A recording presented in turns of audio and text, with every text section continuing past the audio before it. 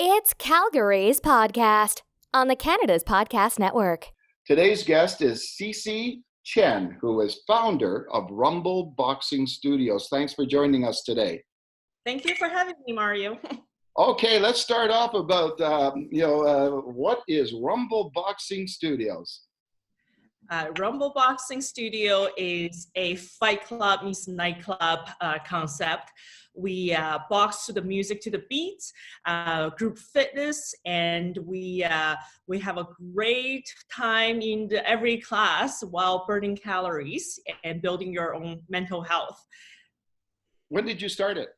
I started Rumble Boxing in 2016 when oil and gas was getting a little bit slow down back in 2016, and I felt entrepreneurial. That's when I decided to start this new concept for Calgary. Were you in the oil and gas business? I was. Yeah, I started my career in oil and gas. What were you doing? I started from entry-level job, working my way to a business analyst, then procurement manager for an American oil and gas company called Apache. Okay, super. Yeah. So I'm just trying to get a sense of, what happens in those studios. So are you actually doing any punching of anything, hitting anything? Yeah, you're hitting the heavy bag. It's dark in there. It's you and the heavy bag. So we call the concept fight club meets nightclub. You're boxing to loud music. It's for people who want to party but not necessarily want to drink. And you're releasing your stress, frustration all on the bag. It's find your own 50 minutes, that time for yourself. Now, I'm trying to remember, I used to watch boxing all the time. Muhammad Ali obviously was my all-time favorite. But what was that thing that, you hit fast? The speed bag. Yeah, you have that there too? Yeah, we do. We offer personal training. We teach people the technique, and we have speed bag for private training. So how many locations do you currently have? We currently have 2 locations in Calgary. We're opening Vancouver location March 28th, and we are just on our way to further expand the brand to the national level. Okay, so tell me a little bit about that. What are your plans for growth for the company?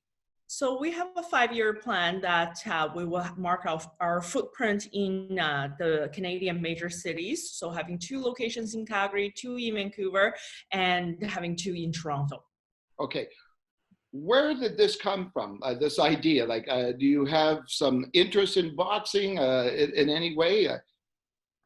When I started this business, I didn't have any experience in boxing. That being said, I always follow a Victoria's Secret fashion. So I think this was back in 2015, 2016. They had a runway show for the Christmas, their lingerie show. And I just saw all these sexy women models who come, they're showing not just their beautiful body, but also more the inner strength and a really strong physique.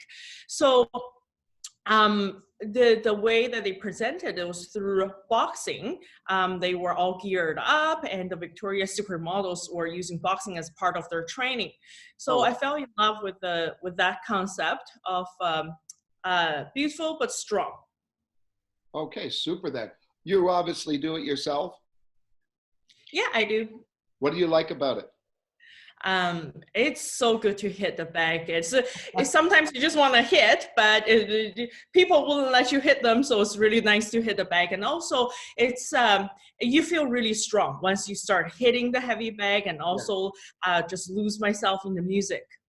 Yeah, I just as an aside, I used to work at the Calgary Herald, and downstairs we had a little fitness center, and there was a big punching bag down there. And I remember one of the top executives, it was a big guy, I don't know, he must have been 6'5" or so. He used to come down there every so often and just pound on that bag. And I just thought, oh my gosh, what stress is he letting go of, right? Yeah, so that's great. Are you solely females for the club, or? No, we actually started with the majority of our demographics focusing on female. And then because our concept is for everyone, everyone can be a boxer at Rumble. So we really started seeing more of the guys started coming because they nobody wants to get everybody wants to punch, but nobody wants to get punched in the face. So we provide this type of environment. We actually have now juniors, 13, 14-year-old. We have a junior tribe at Rumble. So we actually cover all age group as well as men, women, and kids. Okay, super then. What was the biggest challenge you faced as an entrepreneur in setting up this business? Too many challenges. One major one I would say specifically in city like Calgary right now is the overall economy is not at its best time. Like every entrepreneur, it's already enough hustles every day, but not having that great overall economy is definitely a challenge. Consumer spending, the confidence you can see is not as strong as it used to be. But that being said, we come up with innovative ways and trying to overcome this type of challenge. Okay, then. When you look for locations, is there anything in specific that you're looking at as a common theme there of the kind of real estate that you're looking for? Yeah, we always look for a place with obviously high traffic, but trendy. And as our brand is, we call it badass and edgy. So we're targeting very specific type of demographics. And for example, in Calgary, our 17th location is on the Entertainment Ave, and our northwest location is in the Country Hills Village, where a lot of the students, families, and the badass moms are around there. So we're definitely going to the places that's with our demographic around. Okay, I got to know, how old do you have people coming in? How old? How old are some of them that are coming in? You know what? We have as young as 10-year-old, as old as 70-year-old. So wow. Yeah, if you're a true badass, then it doesn't matter how old you are. All righty. As an entrepreneur, you obviously you got a lot of advice from a lot of people when you're setting up the shop, so to speak. Do you recall any sort of key piece of advice, the best piece of advice you've ever received about being an entrepreneur? Yeah, for me, I grew up in a very traditional Chinese family. I'm the only child. So my first piece of advice, since I had memory when it comes to business, was from my father. He had always raised me to be independent and never give up when there's challenge. So I got that sense of grit since I was young from my father, just never give up and be independent. There's always a way. Yeah, that's true. If you weren't doing what you're doing now, what do you think you would be doing, I guess? I'll probably move. I'll probably explore my home country. I'm from China. I've never done business there or really get to know how is it like to be an entrepreneur in a country with that much growth like China. So I'll probably explore that. Okay, I'm gonna switch gears a little bit and ask you some more personal type questions. Everybody has a bucket list these days. Do you have one on a personal level? Do you have one, and what would be on top of it? So not business related. Yeah, not business related. I would love to find a hobby that I'm really beside business, because I'm super passionate about business, and I need to find a hobby that getting something new. Something interesting that I would love doing. Okay, do you read much? Yeah, a lot. What kind of books do you read? Nonfiction currently. I love reading books. That's actually my downtime, and that's one of my hobbies right now. So I feel like I learned the most, a lot of the things, that hands-on experience that I need, even when it comes to business or overall the work-life balance, I got it from the books. Okay, so you mentioned the work-life balance. Is that a difficulty for you or a challenge for you? No, because I see it as everybody's definition of balance is different.